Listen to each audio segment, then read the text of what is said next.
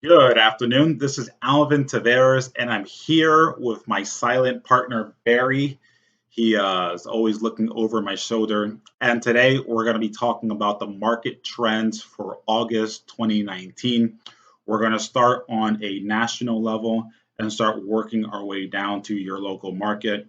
So now let's talk about the national stats from 2015 to now. And one of the things that we can tell is that the volume of sales has, for the most part, stayed the same. We've been between 5 million, 6 million sales per year, which is pretty healthy when we look at the median price of existing home sales from 2015 from now. Again, nationally, we see some peaks, we see some valleys, but for the most part, it's a gradual incline since 2015, and nothing's really alarming here. So if we do a deeper dive into Florida, we can tell that home prices and the acceleration of their value has was pretty flat for a large number of years. And then really in 2004, there was a rapid acceleration of home prices that led to the bubble. And so that rapid acceleration is what we would be concerned about as far as indicator for a bubble. So just to zoom in a little bit, if we look at 2005, within that same year, we saw homes increase in value 20 to 30%.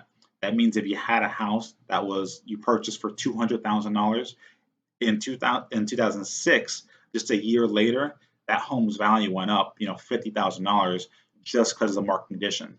That's not healthy. What we're seeing now is more of a gradual increase. Here's exactly what I was talking about.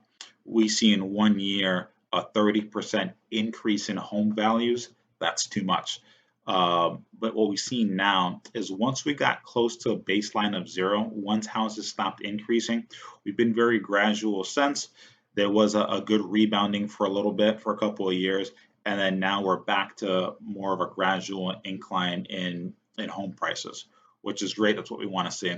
So if we look at the local market, specifically into Lee County, we don't see anything alarming or anything that's part of a larger trend.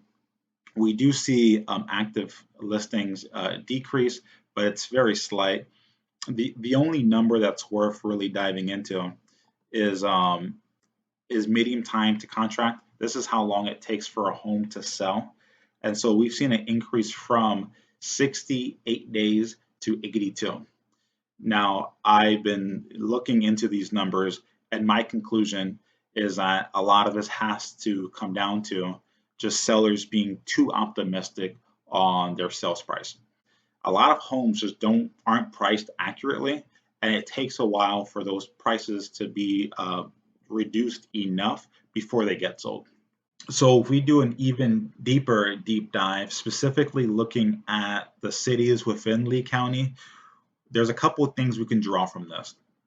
Overall, sales volumes has declined a little bit. This is not concerning, and the reason is that if we look all the way to the right and we look at the actual prices of these homes, almost every single market is still going up.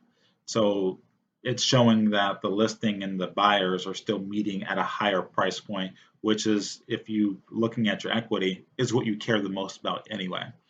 So if you are in a speculative market, Fort Myers Beach continues to be the market to be in.